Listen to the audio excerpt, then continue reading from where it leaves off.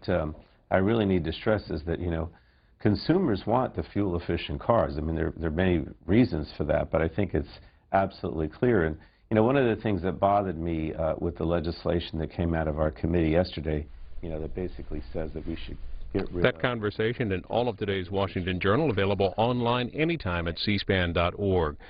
We're heading over to the U.S. House now. They're gaveling in. They'll take up the 90-day extension of the transportation bill. Live coverage of the House now on C-SPAN. Let us pray. Dear God, we give you thanks for giving us another day. Bless abundantly the members of this people's house. During this season of new growth, may your redemptive power help them to see new ways to productive service, fresh approaches to understanding each other, especially those across the aisle, and renewed commitment to solving the problems facing our nation. May they, and may we all, be transformed by your grace and better reflect the sense of wonder, even joy at the opportunities to serve that are ever before us. May all that is done this day be for your greater honor and glory. Amen. The Chair has examined the journal of the last day's proceedings and announces to the House his approval thereof. Pursuant to Clause 1 of Rule 1, the journal stands approved. For what purpose does the gentleman from South Carolina rise? Mr. Speaker, pursuant to Clause 1, Rule 1, I demand a vote on agreeing to the Speaker's approval of the journal. Questions on agreeing to the Speaker's approval of the journal? Those in favor indicate by saying aye.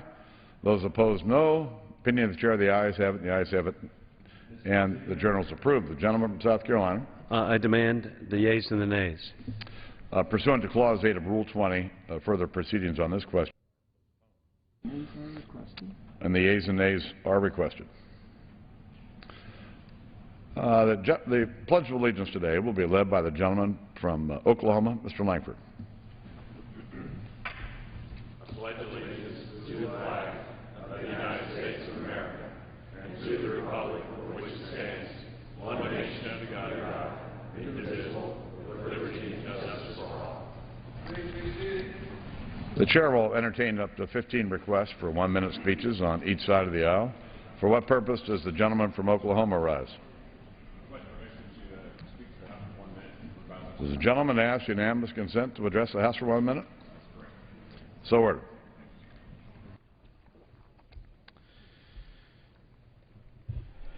April the 19th, 9:02 a.m. Central Time. My city will stop for a moment of silence. We'll stop and we'll reflect for 168 seconds. Family and friends will stand on the green grass in the shade of the survivor tree and we'll read the names of all 168 victims of the April 19th, 1995 bombing at the Murrah Building in Oklahoma City. While the state of Oklahoma remembers, I'd like to ask the nation to also pause for a moment and to remember the service, the lives, and the families of those that we will never forget. To thank again the rescue workers that rushed into a building that they had no idea how stable it really was. To remember again the survivors of that day. In the days ahead, our community will visit the 3-acre memorial site. Tens of thousands will participate in the Memorial Marathon, and Oklahoma families will again stop, discuss, and remember with their children April the 19th, 1995. I'd like to encourage the nation to do the same. With that, I yield back. Gentleman yields back. What purpose does the gentleman from Missouri rise? To address the House for 1 minute. Gentleman is recognized for 1 minute.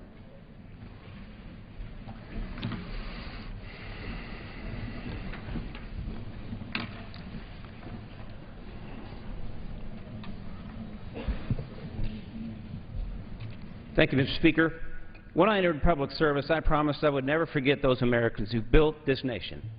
They educated my generation, passing on a better, stronger country than they inherited. Nearly 50 years ago, Congress passed Medicare, and President Lyndon Johnson, as you can see here, signed it with former President Harry Truman and Bess Truman sitting at his side. America promised that if you worked hard, we would not forget you in your golden years. We promised that health care bills would not drag seniors into financial ruin.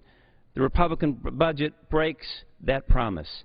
It tells our parents and grandparents to fend for themselves and ends the Medicare guarantee. The promise that I made that this country made, that I demand this Congress uphold, is that we treat seniors like national treasures and not national burdens. The Republican budget fails that promise to America's seniors. I yield back.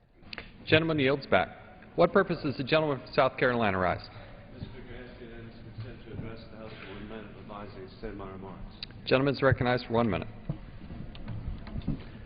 Mr. Speaker, last week the President announced plans to divert $500 million to the IRS for the purpose of hiring new IRS agents to promote the President's health care government takeover bill.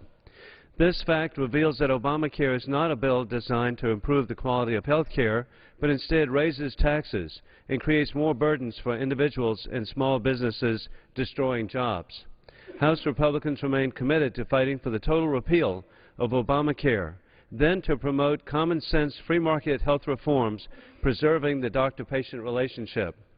Additionally, I am grateful for the efforts of Tom McKendall.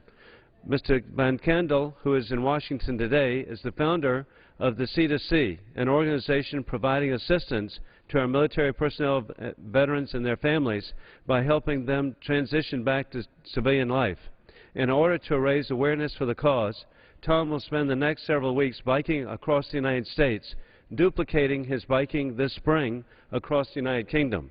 In conclusion, God bless our troops, and we will never forget September 11th and the global war on terrorism. Gentleman yields back. What purpose does the gentleman from New York rise?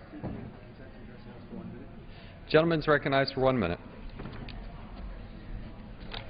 Mr. Speaker, on Monday I met in Western New York at the Cheektowaga Senior Center, where the discussion centered around the future of Medicare. Prior to the creation of Medicare in 1965, only 50% of seniors had health insurance because they were seen by insurance companies as too risky. Today, Medicare is a lifeline to affordable prescription medications and accessible preventive care for seniors across the nation, including over 100,000 beneficiaries in my district alone. Now some want to change the program to instead give our seniors a voucher that forces them to go out into the market on their own to try to obtain insurance. Our parents and grandparents deserve better. Medicare provides one of the most important guarantees in our society, the guarantee that if you are an older American and you get sick, you will get the care that you need without going broke. This is an American promise worth fighting to protect. I yield back the balance of my time. Gentleman yields back. What purpose does the gentleman from Mississippi rise? Unanimous consent to address the House for 1 minute and revise and extend my remarks. Gentleman is recognized for 1 minute. Mr. Speaker, 2 years ago this Friday, the Deepwater Horizon explosion took the lives of 11 Americans, including 4 Mississippians, and caused an oil spill of epic proportions. For 86 days, millions of barrels of oil gushed into the waters of the Gulf of Mexico, washed up on Gulf Coast beaches, and threatened the ecosystems and the economic stability of an entire region of the country. The images of oil gushing into the Gulf of Mexico, wildlife coated in crude, and tar balls washing up on beaches have long vanished from the national media spotlight, but the spill left lasting effects on the lives of Gulf Coast residents and businesses. I ask my colleagues to take a moment this week to pause to remember the lives lost and the millions affected by this tragedy. And I urge them to show their support once more to all those affected by the single largest man-made disaster in our history by voting yes for today's bill. Restoring and replenishing the Gulf Coast is more than just a responsible decision. It's the right thing to do. I yield back. Gentleman yields back. What purpose does the gentleman from Rhode Island rise? I ask unanimous consent to address the House for 1 minute. Gentleman is recognized for 1 minute. Mr. Speaker, I rise today to honor the life of Sergeant Dennis Weichel of the Rhode Island National Guard. Last month, while serving our country in Afghanistan, Sergeant Weichel saved a young Afghan child who had crawled underneath a moving armored vehicle in order to collect a brass shell casing.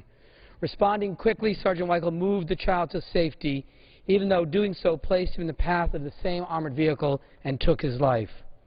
Sergeant Weichel is an American hero who gave his life to protect a child he did not even know. Rhode Islanders are often reminded that we come from the smallest state in the Union, but today Sergeant Dennis Weichel's actions have touched our entire nation and are an example of the sacrifices made every day by our brave men and women in uniform. My thoughts and prayers go out to his mother, Linda, his father, Dennis Sr., his fiancée, Ashley, and his 3 children. I yield back the balance of my time. Gentleman yields back. For what purpose does the gentleman from Georgia rise? Ask unanimous consent to address the House for 1 minute and revise and extend my remarks. Gentleman is recognized for 1 minute. I rise today in strong support of H.R. 9, the Small Business Tax Cut Act. In my home state of Georgia, there are more than 150,000 small businesses which employ over 1.5 million people. These are the folks that tell me every day when I come home that a tax break would allow them to hire more employees. Consider this. Between 2005 and 2008, more than 130,000 new jobs were created by small businesses in Georgia.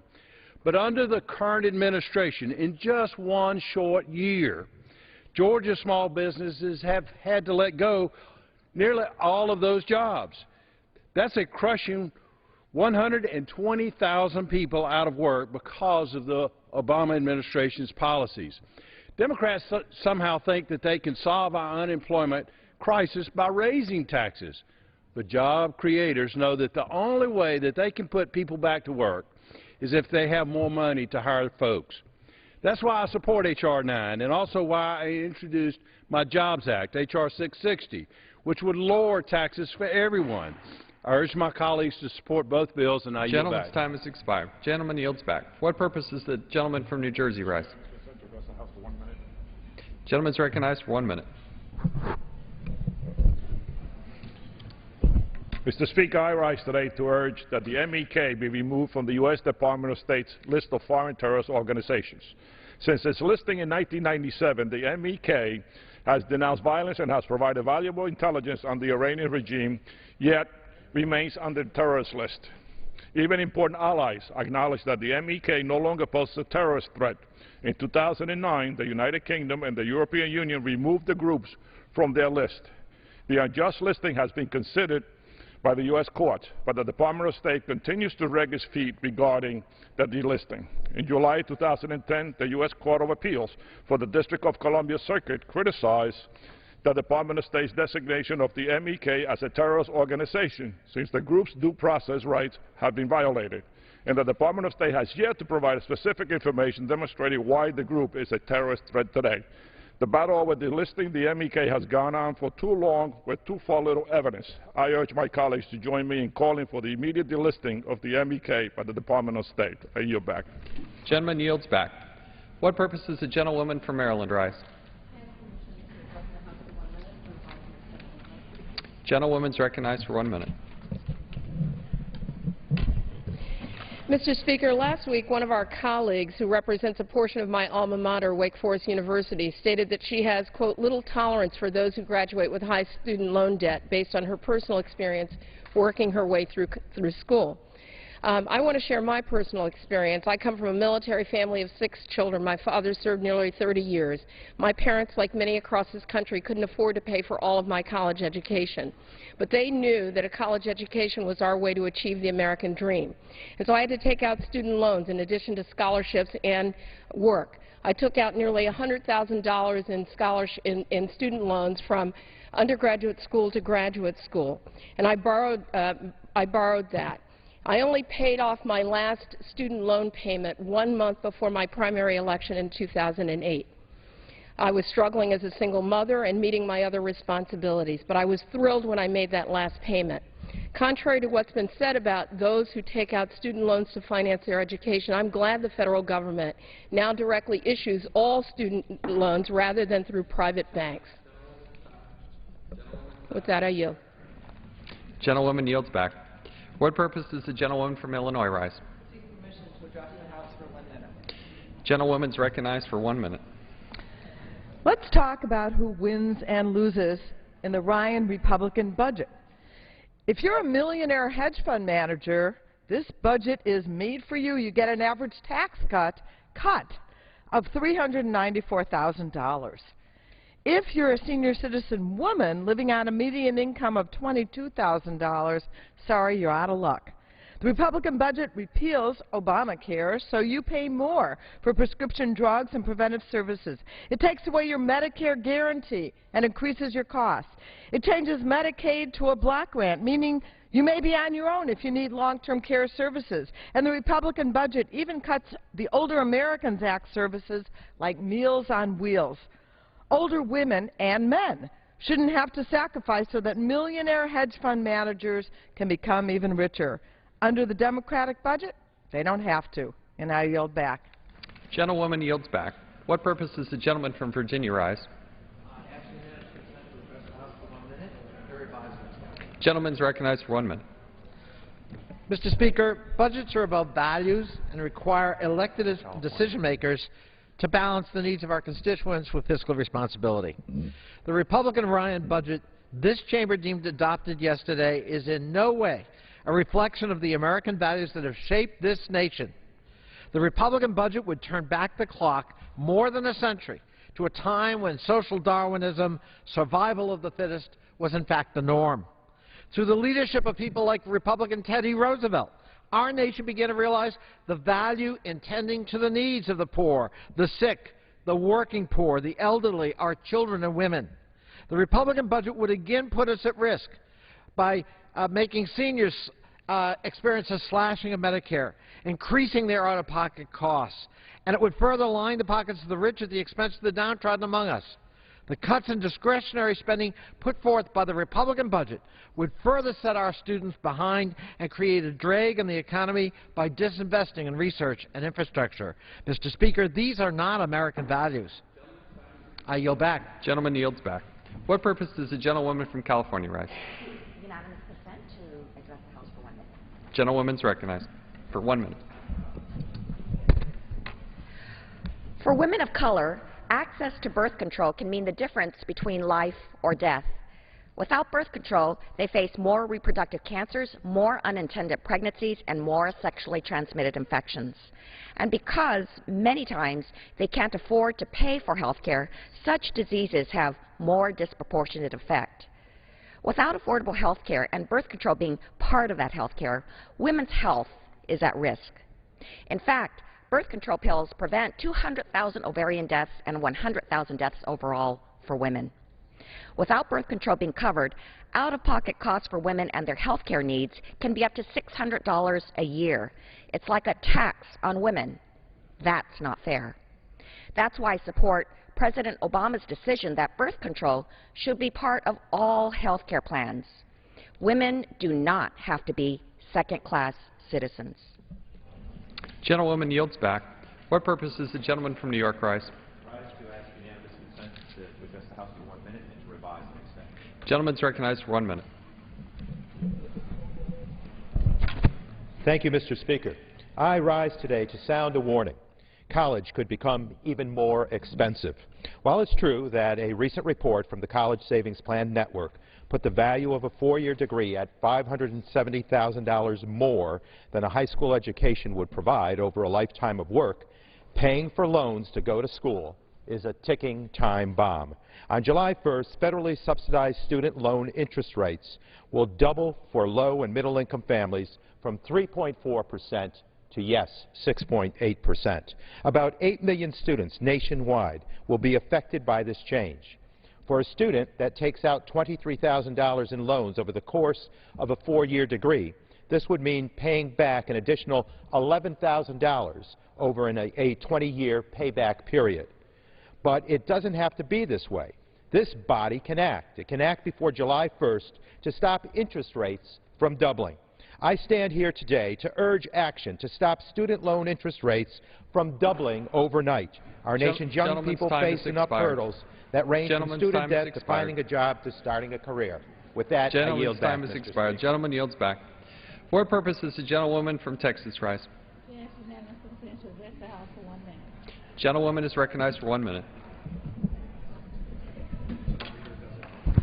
Mr. Speaker, roughly 120,000 jobs were added to the economy in March, marking the 25th consecutive month of increased private sector employment. In 2 years, American businesses have created 4.1 million jobs. Just last month, the unemployment rate was down to 8.2%. While the stimulus bill enacted in 2009 aided in recovery, there is still much more that this Congress can do to close the employment gap. Instead, the Republicans in Congress have insisted on either blocking the Democratic job creation proposals entirely or aggressively pursuing legislation that concentrate on special interests and the super wealthy. Mr. Speaker, as long as millions of Americans continue to struggle, we have the responsibility to engage in a meaningful way that will get our economy back on track. I yield back. Gentlewoman's time has expired. Gentlewoman yields back. What purpose does gentlewoman from California rise? Gentlewoman's recognized for 1 minute. Thank you, Mr. Speaker. First, let me just thank Congresswoman Chu and our colleagues for standing up for women's health today. Between 2009 and 2010, the United States teen birth rate saw a record 9% decrease to 34 births per 1,000. This decrease is due in large part to increased contraceptive use in addition to sex education. Yet even as African American and Latina teens saw large birth rates decrease of 9% and 12% respectively, both communities, and we know it's also true for Asian Pacific American women, both communities, all three communities, still experience much higher rates of pregnancy and sexually transmitted diseases and infections than white teens. And the reality is not much better for African American women, who, like teens, experience more than double the unintended pregnancy rate of white women. This is unacceptable. Unintended pregnancy has a very real public health impact, not to mention the increased economic burden on families who are not able to adequately plan for their children. That is why access to affordable birth control is so very important for minority women. Gentlewoman's time has expired. Gentlewoman yields back. For what purpose does the gentlewoman from California rise? Gentlewoman's recognized for 1 minute. Mr. Speaker, thank you. You know, I'm sick of women getting the short end of the stick. On the whole, women earn less than men for the exact same jobs. In fact, compared to men, women basically work free for 3.5 months of the year, since we only make 77 cents for every dollar earned by a man. But here's something that's not free. Health care for women. We pay $1 billion more a year in health insurance premiums than men. That's astounding. And it's not because the fairer sex is less healthy than men. In the individual market, a woman, 40 years old, non-smoking, in Kentucky, actually pays more for her health insurance than a 40-year-old man who does smoke. Even among 30-year-olds in Chicago, women are paying over 30% more for health insurance than men of the same age. In South Dakota, a 40-year-old woman pays $1,200 more than a 40-year-old man for the exact same coverage. The fact is, women are at the mercy of Gentlewoman's time has expired. I yield back. Gentlewoman yields back. What purpose does the gentleman from Colorado rise? Permission to address the House for 1 minute, revise and extend. Gentleman's recognized for 1 minute. Thank you. I rise today in observation of Equal Pay Day, a day that signifies to a degree how far we've come with regard to breaking the glass ceiling and providing opportunities for all Americans regardless of gender, but also reminds us how far we have to go, before parity is reached. For every dollar earned by a man for the same job, women continue to earn only 77 cents. That extra difference, thousands of dollars a year of income for working families, constitutes a lot of groceries or a lot of gas money that men can buy for the same work that women are undercompensated for. I was proud that one of my first votes in the United States Congress in the 111th Congress was to pass the Lilly Ledbetter and Fair Pay Act. But we are not yet there in reaching gender parity in this country and ensuring that every American, regardless of their gender, has access to the same opportunity and the same compensation. That's why I introduced the Women's Win Job Act along with Rosa DeLauro, which helps train women for high-paying jobs. I urge my colleagues to continue to address the disparities in compensation among the genders, and I yield back. Gentleman yields back. What purpose does the gentlelady from North Carolina rise? Mr. Speaker, by the direction of the Committee on Rules, I call up House Resolution 619 and ask for its immediate consideration. Clerk will report the resolution.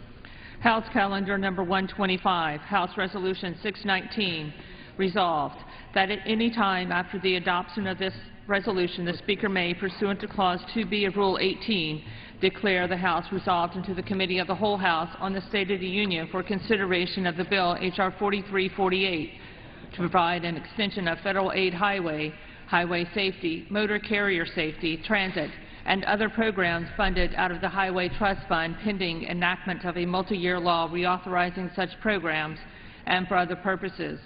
The first reading of the bill shall be dispensed with. All points of order against consideration of the bill are waived. General debate shall be confined to the bill and shall not exceed 1 hour, equally divided and controlled by the Chair and Ranking Minority Member of the Committee on Transportation and Infrastructure. After general debate, the bill shall be considered for amendment under the 5-minute rule. The bill shall be considered as read. All points of order against provisions in the bill are waived. No amendment to the bill shall be in order except those printed in the report of the Committee on Rules accompanying this resolution.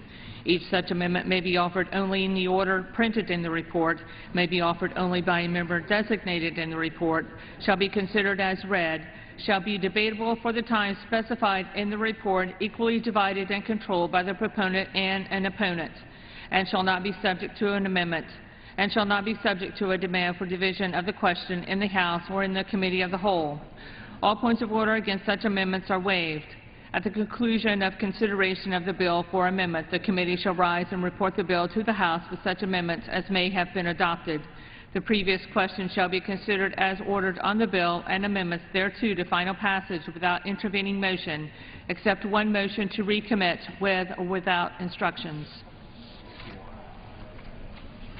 Gentlewoman from North Carolina is recognized for 1 hour. Thank you, Mr. Speaker. For the purpose of debate only, I yield the customary 30 minutes to the gentleman from Colorado, Mr. Polis, pending which I yield myself such time as I may consume. During consideration of this resolution, all time yielded is for the purpose of debate only. Mr. Speaker, I ask unanimous consent that all members have 5 legislative days to revise and extend their remarks. Without objection, so ordered. House Resolution 619 provides for a structured rule providing for consideration of H.R. 4348, a bill which extends the federal highway, transit, and highway safety programs through the end of fiscal year 2012 and establishes program funding levels consistent with the fiscal year 2012 appropriated levels. The Highway Trust Fund taxes and expenditure authority are also extended through fiscal year 2012. The Federal Surface Transportation Programs and Highway Trust Fund taxes and expenditure authority are currently authorized through June 30, 2012. Mr. Speaker, the underlying bill today extends the authority of the government to fund highway programs through the end of this fiscal year. In addition, the bill provides for the approval of the Keystone XL pipeline by giving the Federal Energy Regulatory Commission 30 days to approve the Keystone XL pipeline expansion, and also includes language contained in H.R. 3096, the Resources and Ecosystem Sustainability, Tourist Opportunities, and Revived Economies of the Gulf Coast States, or RESTORE Act, which would establish the Gulf Coast Restoration Trust Fund and dedicate 80% of penalties paid by the responsible parties in connection with the Deepwater Horizon oil spill to the restoration of the Gulf Coast ecosystem and economy. Mr. Speaker, our constituents are feeling great real pains at the pump, and their pains are being ignored by the President and his liberal extremist enablers in Congress. Recent polls indicate that 63% of Americans say increases in gas prices have caused financial hardship for their families. My Democratic colleagues may be well served to ignore their Occupy Wall Street handlers for a moment and recognize that as gas prices increase, it costs more to transport food and other essential goods and services, which lowers the standard of living for all Americans.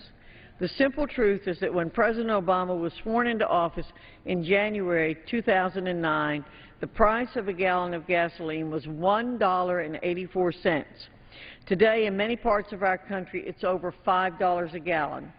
My guess that this is not the kind of change that most Americans were expecting or wanted when President Obama promised change.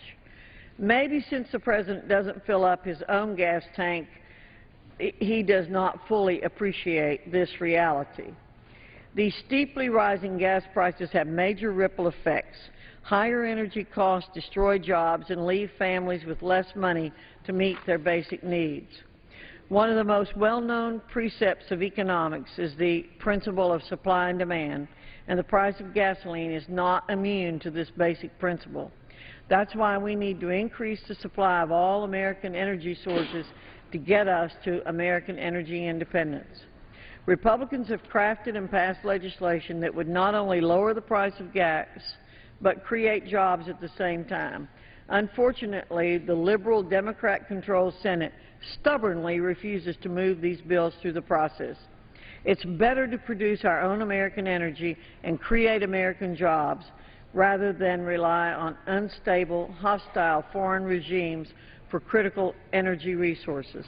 It seems that Democrats subscribe to the wisdom of President Obama's Energy Secretary, who proclaimed that, quote, "We somehow have to figure out how to boost the price of gasoline to the levels in Europe," end quote. Mr. Speaker, in Italy, gas prices exceed $9 per gallon. The Obama energy policy consists of ignoring the needs of Americans and pleasing his liberal base rather than working for all Americans. Congressional Democrats persist in their claim that increasing domestic oil and natural gas production will not immediately decrease the price of gasoline. For decades, this argument has been used as an excuse to continue stalling. We can no longer delay and deny access to our own American resources. Another false claim of congressional liberals is that the oil producers are somehow responsible for the high price of gasoline, even though official government investigations have shown time and again no wrongdoing. But they insist on tying their fundamental disdain for capitalism into the claim that denying fair tax treatment to domestic energy producers that is provided to every other industry will somehow lower gas prices.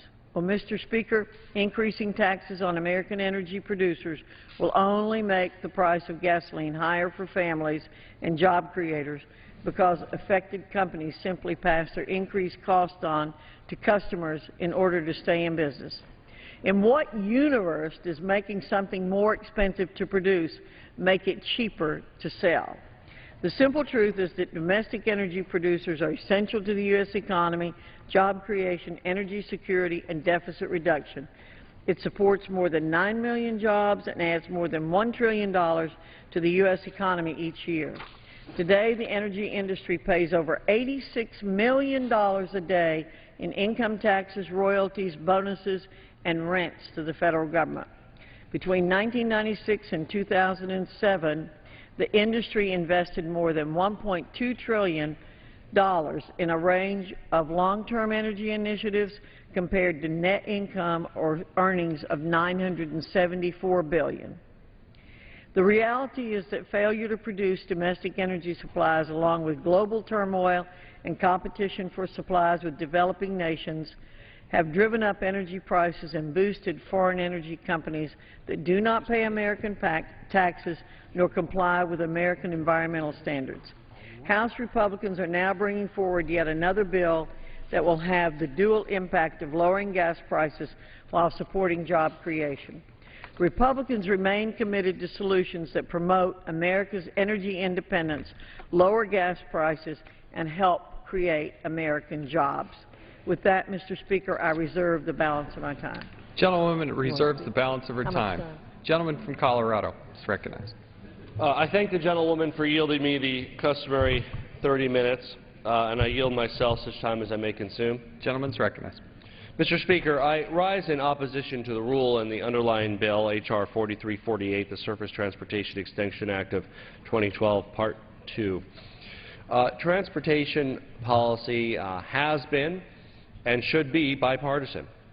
In fact, it's largely considered nonpartisan across our country, where mayors and county commissioners rely on and expect certainty from Washington with regard to necessary investments in infrastructure and mass transit.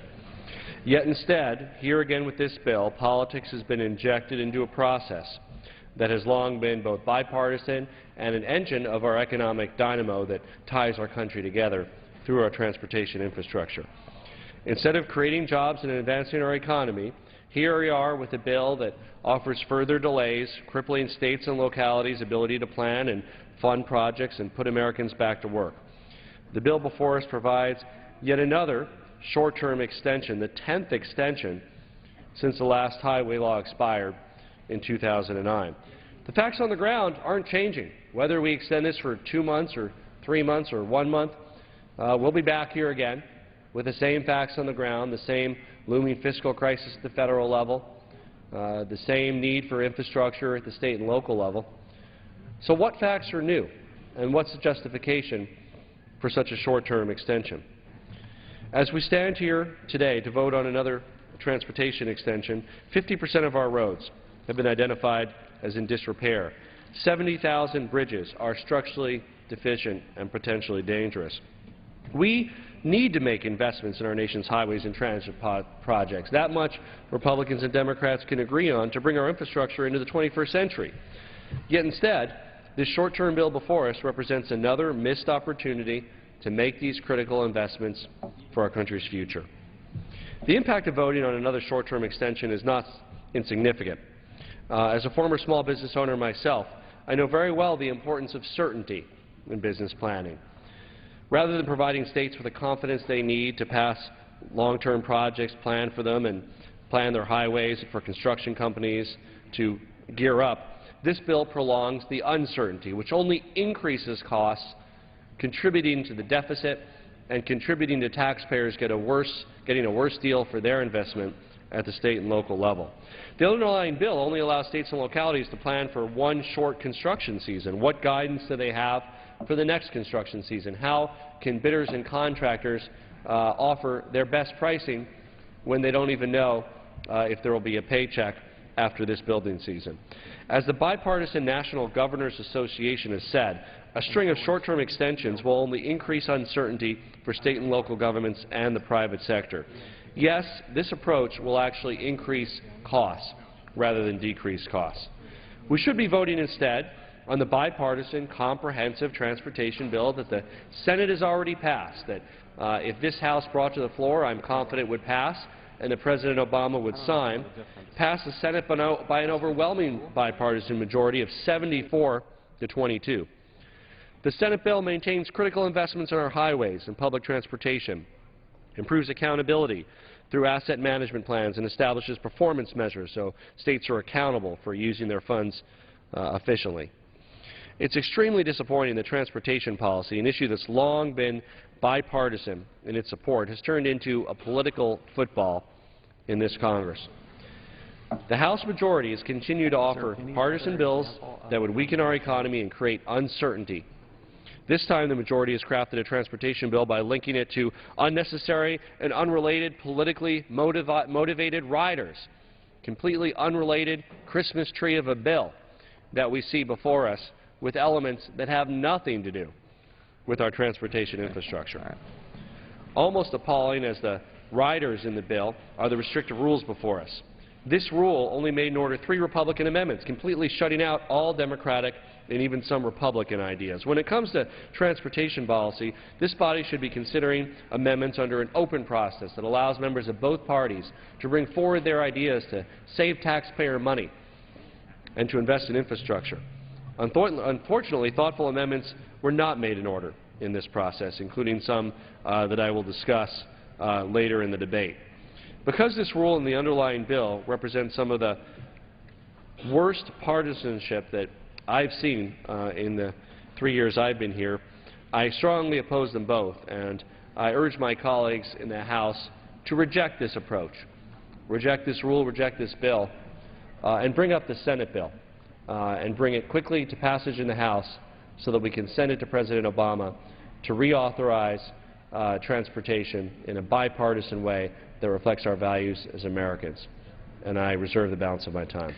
Gentleman from Colorado reserves the balance of his time. Gentlewoman from North Carolina. Thank you, Mr. Speaker. I think I should remind my colleague from Colorado that the Democrats were in charge of both houses of the Congress and had the presidency when this bill, the authorization for this bill first expired, and I believe they reauthorized it several times and weren't able to get a bill passed. I'd now like to recognize my distinguished colleague from Louisiana for 4 minutes, Mr. Boustany. Gentleman from Louisiana is recognized for 4 minutes. Thank you, Mr. Speaker. I want to thank my colleague and friend from North Carolina for yielding time to me. I rise in support of the rule and the underlying bill, and I'm very pleased that the rule has allowed one of my amendments to go forward, a very important amendment, I should add. Our country depends on its maritime commerce, and without the use of our maritime transportation routes, we're not really talking about transportation.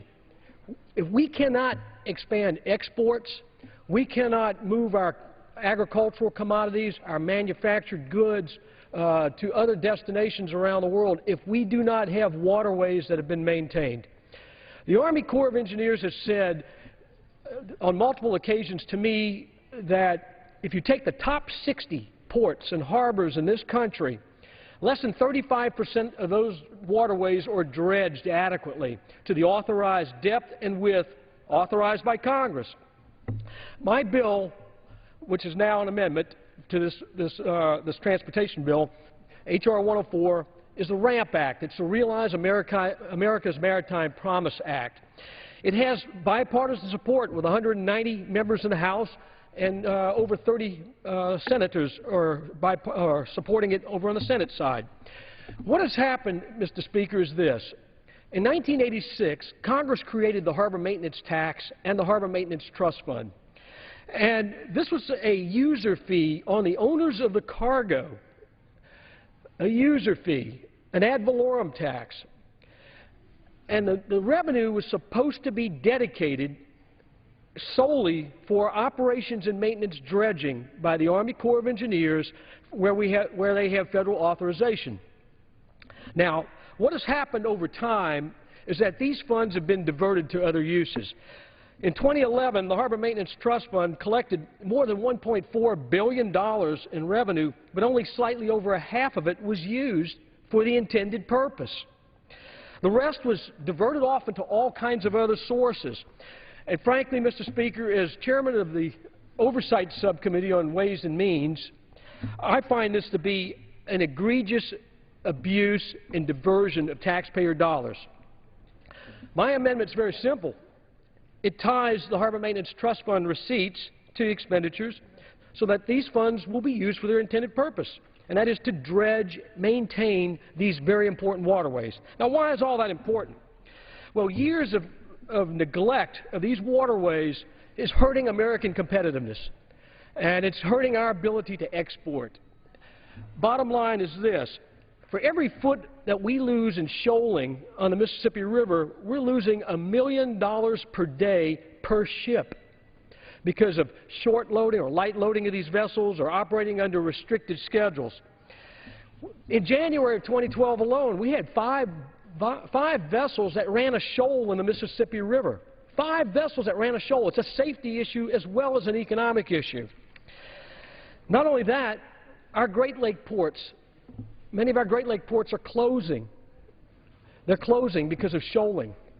How can we be a competitive nation that's engaged in international trade if we don't take care of these waterways? This funding is critical to prevent these draft restrictions. And in fact, the Army Corps of Engineers has said if they had access to the incoming receipts, they could maintain all these waterways to the specified depth and width. What's really good about this amendment is that it also adds nothing to the deficit. It doesn't score, according to CBO. It's not an earmark. It's programmatic spending. It's basically restoring the original intent to the use of these funds. So I urge the support of the rule and certainly my amendment in the underlying bill, and I yield back. Gentleman's time has expired. The gentlewoman reserves the balance of her time. Gentleman from Colorado. Thank you, Mr. Speaker. I'd like to yield 3 minutes to the gentleman from Vermont, my former colleague from the Rules Committee, Mr. Welsh. The gentleman from Vermont is recognized for 3 minutes. I thank the gentleman. Unfortunately, this is another example of Congress failing the American people. It's failing our states. It's failing our communities. First of all, how in the world can we expect transportation projects to be done on a short-term basis, 90-day extensions, 4-month extensions? That just is impossible to get from planning to execution to construction. It won't happen. Number two, how can we have a transportation bill where we don't fund mass transit, alternative transportation? That makes no sense whatsoever. What's happened here is that the need to have a transportation bill for this whole country has been hijacked for political purposes. And the Keystone Pipeline is an example. Take whatever position you want on Keystone, but will the implementation of Keystone bring down gas prices as is asserted? Even will allowing drilling everywhere that the drill baby drill folks want to drill, it lower gas prices. A study of the Energy Information Administration said that if we opened up all of the coastal waters off Florida, off the east coast of the west coast, and we drilled on all the public lands, that might add, over time, about 10 years, 1 million barrels a day to supply. That's in a world demand of 100 million barrels a day. So the question is, what impact is that going to have on price? The best estimate they came up with was about 3 cents per gallon.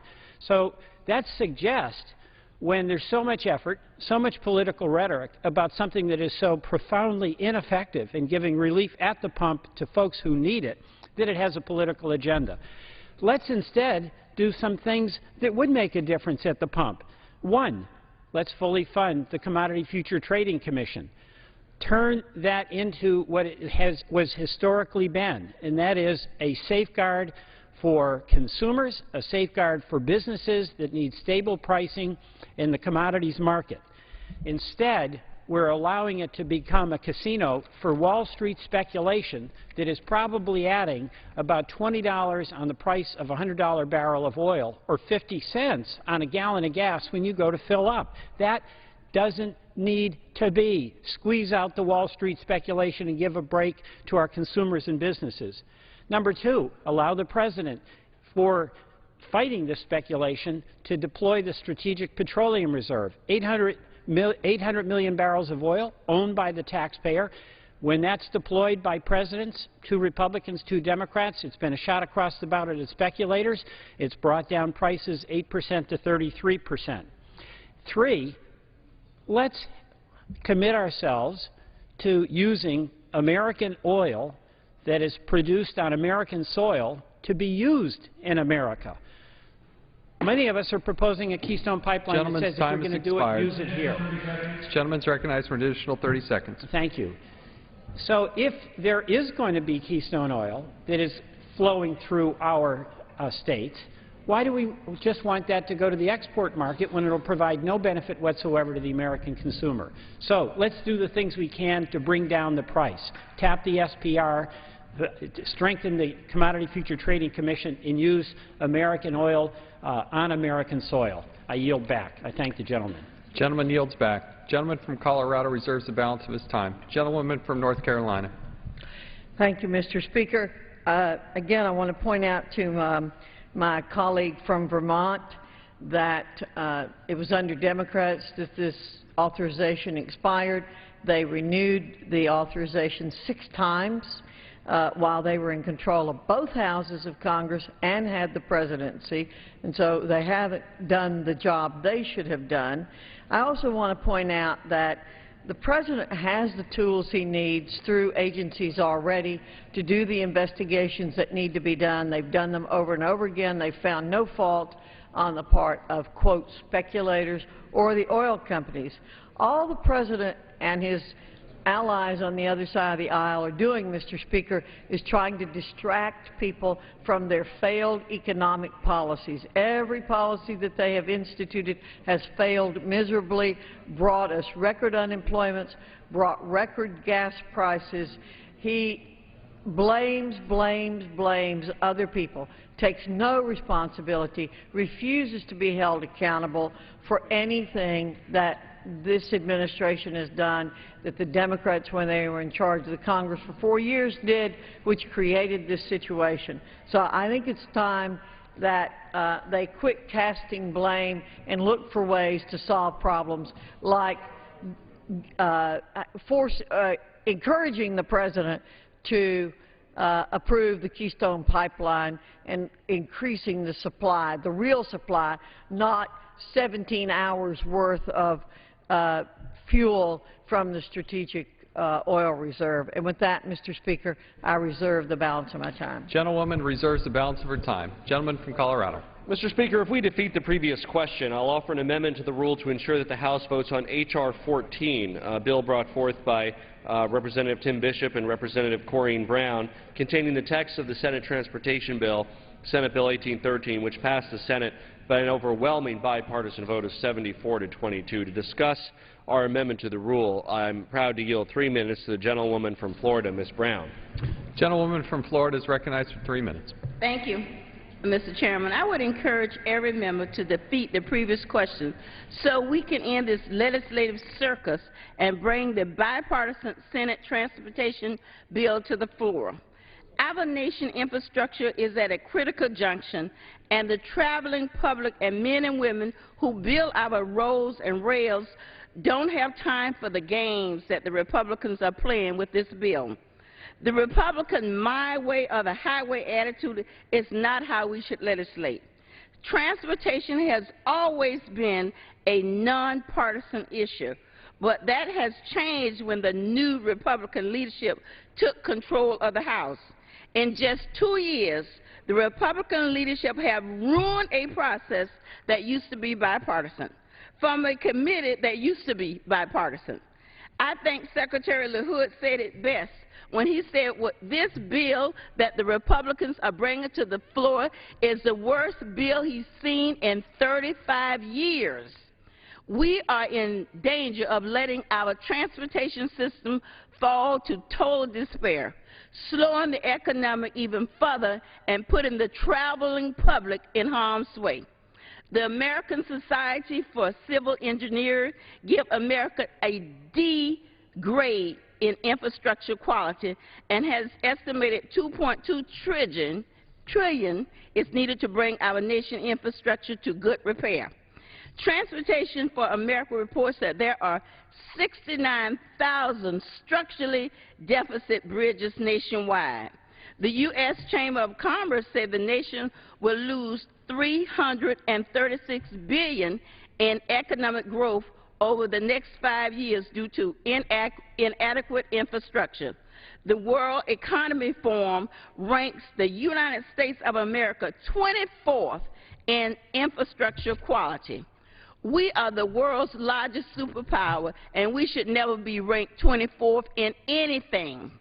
The Senate amendment that would offer by the Democratic leadership on the committee would fund 2 million jobs every year, provide continual dedicated funding for public transit, streamline projects, permit responsible way for permitting, strengthened by America requirement, increased funding for safety program, and let me emphasize, fully paid for. Transportation and Infrastructure Fund is absolutely critical to this nation, and if properly funded, serve as a tremendous economic engine to job creation. The Department of Transportation statistics show that for every $1 billion we invest in transportation, it generates 44,000 permanent jobs. Gentlewoman's time has expired. I yield an additional minute to the woman from Florida. Gentlewoman is recognized for an additional minute. I would encourage every member to vote no on the previous question. All we're asking for is a up or down vote on the Senate bill. When I was a kid, we used to say, I dare you. I double dare you, my Republicans. Bring the bill to the floor for up or down vote.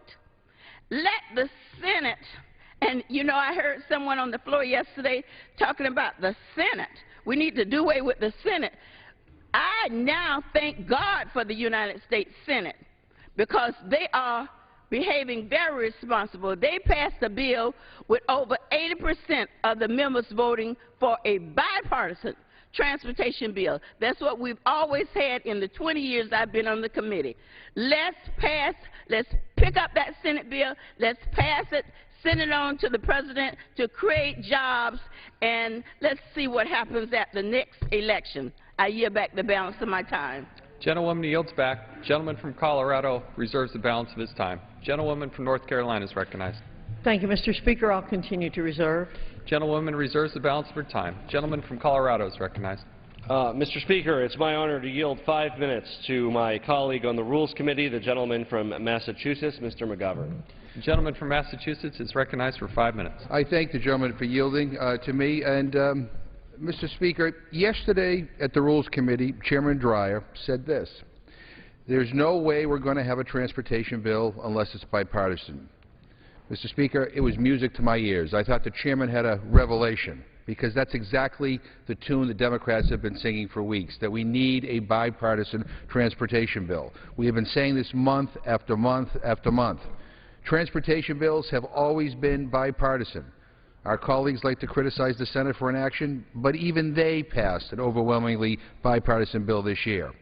But, Mr. Speaker, actions speak louder than words. Instead of taking the bipartisan path, my Republican friends have tried one partisan approach after another, and they have failed every time. And the partisan march continues today. Last night, 9 members of the House submitted amendments to this bill, 5 Democrats and 4 Republicans. Then, 2 minutes after the chairman said this, my Republican friends approved a rule on a straight party line vote to block every single Democratic amendment. Now, let me review this for my colleagues because I think it is important. First, the underlying bill was written by Republicans in a back room without any Democratic input, none. Now Republicans are only allowing themselves to amend the bill they wrote. This chart produced by the majority says it all. 4 Republican amendments submitted, 3 made in order for debate in the House floor, 5 Democratic amendments in order, not a single one allowed. Now, maybe some of the people in the back room can't see this number because it's so small, so, Mr. Speaker, I'm going to make it a little bit easier for those who need a little help here. Here we go. 0 Democratic amendments allowed. 0. A bill written only by Republicans, which only Republicans can amend. Apparently, this is what a bipartisan process means in the House, in the Republican House. This is the new and improved open House that they promised. Open House my foot, Mr. Speaker. Mr. Speaker, there are real consequences to this approach. And I had a very important amendment blocked yesterday in the Rules Committee, an amendment to end the subsidies to the oil companies that are gouging Americans at the pump, an amendment that would cut the deficit by $40 billion. $40 billion. Now, I don't care what my Republican friends say. That is a lot of money. And the taxpayers' money that's going right into the pockets of the same oil companies that are driving up gas prices just as summer approaches. Why in the world are American taxpayers being asked to subsidize big oil? These are the same oil companies that recorded tens of billions of dollars in profits in the first 3 months of 2012. These companies took in tens of billions of dollars in profits in 3 months while raising gas prices to more than $4 a gallon. And we reward them with a $40 billion worth of tax breaks and giveaways? Come on! What is wrong with the leadership of this House of Representatives? Look, there's nothing wrong with corporations making profits. That's what they're in business to do. What is wrong is for American taxpayers to be subsidizing wildly profitable companies at a time when too many Americans are still unemployed and struggling to pay their bills. With their tax dollars funding corporate welfare for big oil and then still paying astronomical prices at the pump, it's a double whammy for American families.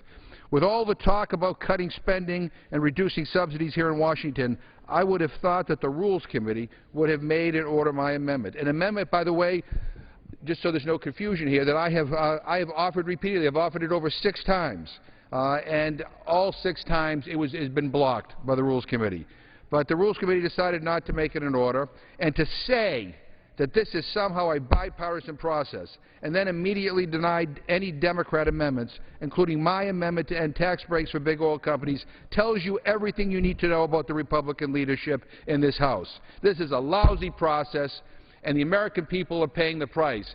I would just close by saying the fact that we can't vote up or down on the Senate bill to extend the highway bill for at least 2 years means that our cities and our towns and our states can't plan ahead.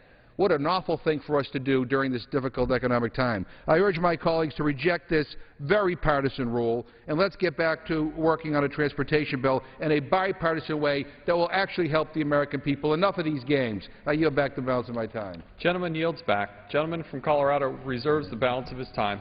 Gentlewoman from North Carolina is recognized. Thank you, Mr. Speaker. I want to point out to my colleague from Massachusetts that